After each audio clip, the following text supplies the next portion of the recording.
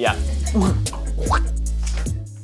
Okay, so we're still rolling. We just get going. Yeah. I really gotta give myself like breaks here and there, because if you're just on like a conveyor belt, it's hard to step back and see what you really want to be making, and it's easy to get into ruts of making the same thing over and over again. I feel that. Yeah. How do you think of ideas? Are you going on YouTube incognito mode, or? I just like have a dream journal and YouTube Wait, unpack that. What does that mean? Did I just reveal too much? That's so funny. Okay, I go on incognito mode on YouTube a lot, all right?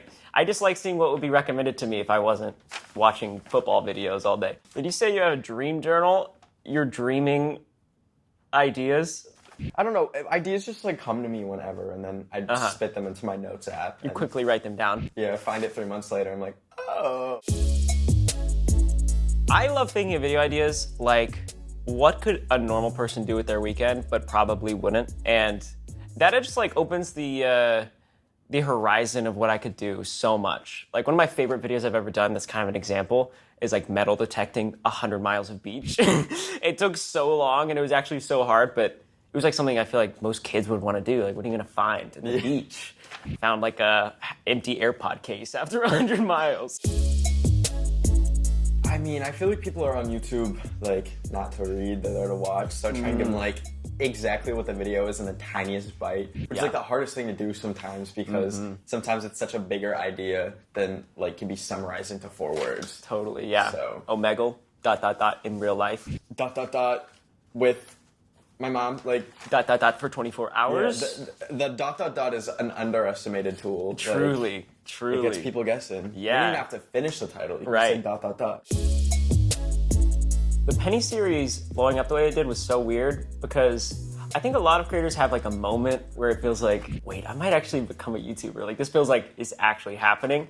Like I think of Ludwig and the Subathon. Yeah. Like you just kind of associate an event with that person. So I definitely feel like the Penny series this summer was that for me. And I think it's very easy to kind of get boxed in that way. So I don't know, it's been interesting, but I think just continuing to try to make videos I find fun, relatable, interesting has been the way to go, you know? Yeah. What do you think? Do you feel like you've had a moment like that?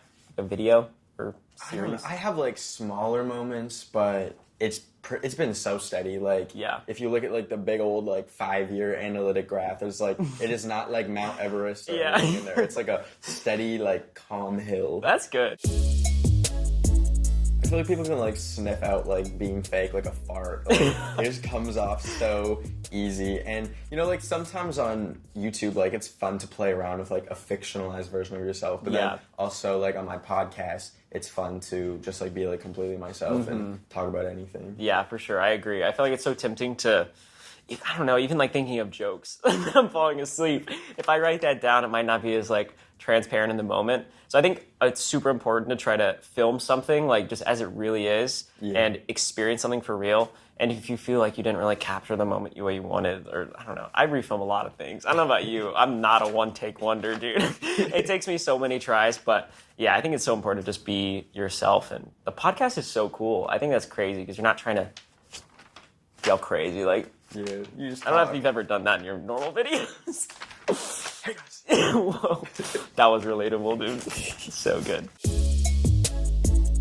My content is so random sometimes that it's hard to just get someone on board to like follow through with like a video idea in like 2 days or something. Yeah. So I don't do that many often. Yeah, I agree. I had a time on my channel where I had like my friends, I was like making vlogs at the time, and I had all my friends in my videos. And it felt kind of like weird. Like I kind of lost my identity of what my channel was. And I'm kind of like really liking the direction of just being the one person. It feels like a personal video diary in that way. Yeah. And so you kind of remove a lot of variables, and I like it that way. But collabs are fun too if it's the right one. It's gotta be perfect. Yeah, I agree too. It's like nice to just kind of I'm like a little bit of a control freak. So it's like nice to just be like the only one subjecting myself to whatever I'm doing in the video. Yeah, totally. You're looking at him. I'm serious. It's actually so weird. I feel like there's not that many people on YouTube that are being original. And it's honestly really hard to be original, let's be honest. But I think just the lo-fi editing, so funny. Dude, your sound effect pack. Give It's me iMovie. It's iMovie. It's iMovie. That's so funny, dude. No, your sound effect they're so funny.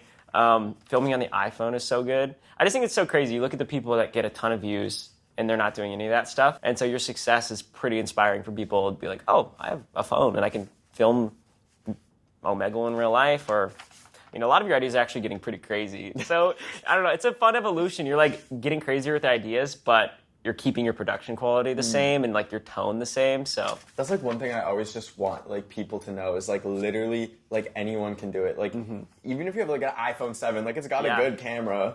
Like it's so available to just be able to start creating nowadays. And I just try and keep it like at that core. Just like only use my phone for the most part. Yeah. Keep it simple, keep it clean.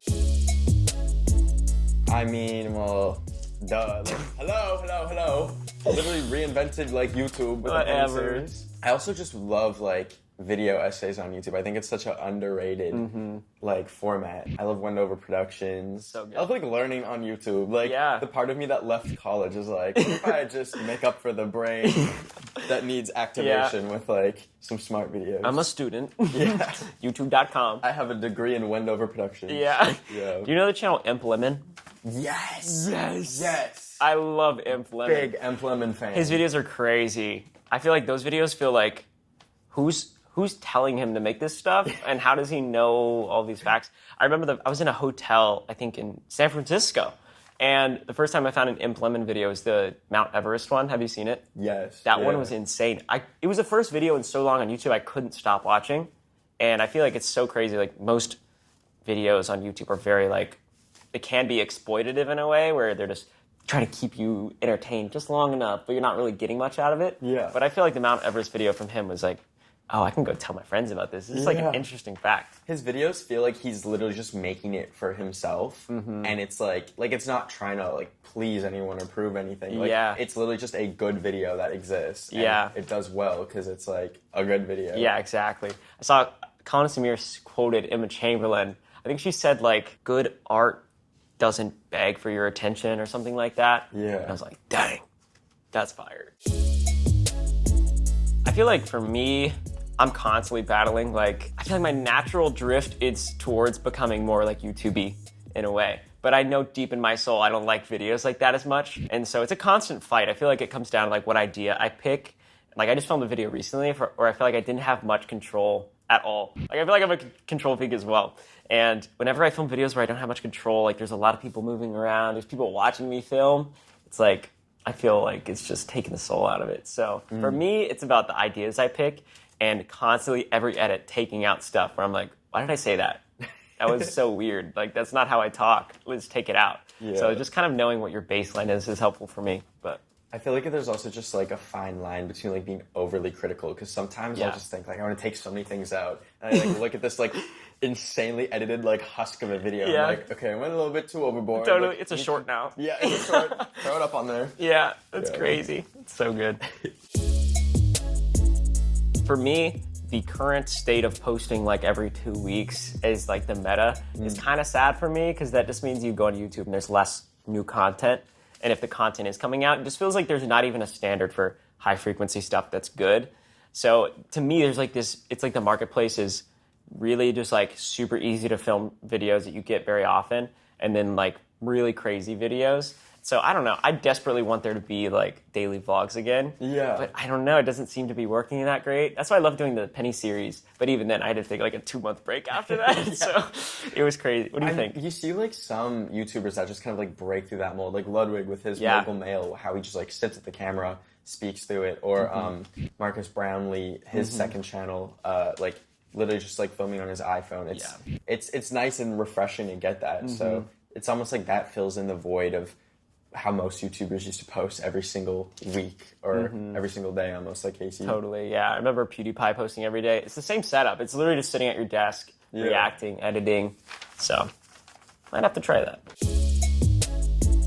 Getting better at what I do, just basically, like I just love improving and finding like new ways to fix things. I love like being Bob the Builder with like my videos, and like looking back, seeing like what makes me cringe. Like what I really want to figure out is how to make videos that are like evergreen and Yeah. last like stand the test of time. Like I don't want videos that are a year old and I'm like, ugh. Yeah. Like why am I quoting like TikTok jokes For that sure. died like 6 months ago? That's so funny. I feel the same way. I think always trying to make like my new favorite video ever. That's like a really fun goal. I think this video I just filmed going to Norway, like working the loneliest job in the world, felt like something I haven't done in so long. And I was like, this feels like potentially my best video. Yes. And that's like the best feeling just as a creator, feeling like, I don't know, you've actually outdone yourself. Yeah. And it's like, okay, I'm still growing. It took a little bit, but I'm still like getting better every day, even if it doesn't show up in every video. Exactly. Yeah.